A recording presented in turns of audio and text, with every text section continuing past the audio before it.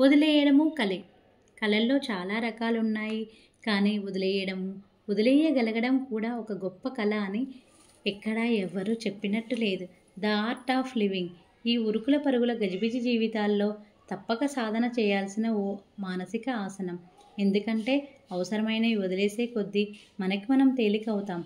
భారం దిగే కొద్దీ సులభంగా ముందుకెళ్తాం. నిప్పు కనికను అరచేతిలో అదిమిపెట్టాలని ప్రయత్నించే కొద్దీ అది మనల్ని మరింత బాధకు గురిచేస్తుంది. గులాబీని అలా చేసినా నలిగిపోయి తనంతానే బాధించుకుంటుంది.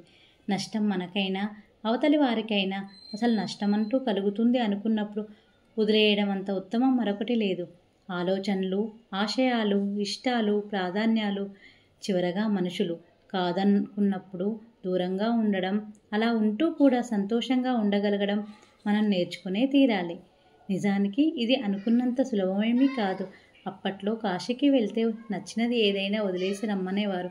బహుశా ఈ వదిలేసే కళను ముందు తరాల వారికి అందించాలనో ఏమో.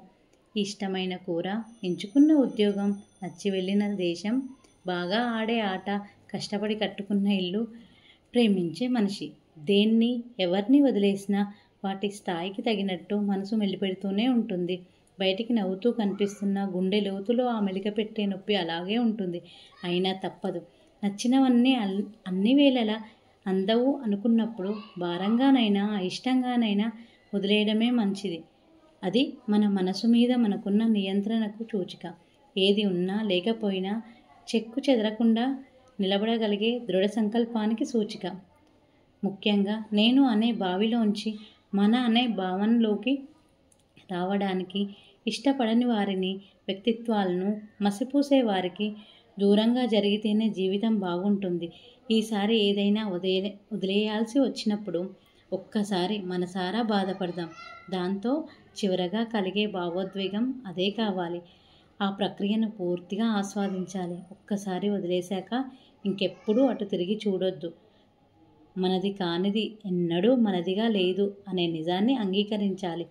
చుట్టూ ఉన్న పరిసరాలు, వస్తువులు, మనుషులు ఎప్పుడూ శాశ్వతం కాదన్న నిజాన్ని మరోసారి గుర్తు చేసుకోవాలి. ఒకటి దూరమైన ప్రతిసారి మరొకటి రెట్టింపు వేగంతో మన దగ్గరికి చేరుతుందనే విషయాన్ని మనస్ఫూర్తిగా నమ్మాలి. మానసిక వేదనను అక్కడే వదిలేసి అడుగులు ముందుకు వేగంగా సాగాలి. అలా సాగి చేరుకున్న తీరాలు కొత్త సంతోషాలకు వేదికలవుతాయి. అప్పుడు మనం నమ్మిన విషయం మరోసారి గుర్తొచ్చి చిన్న చిరునవ్వు వస్తుంది. The art of living.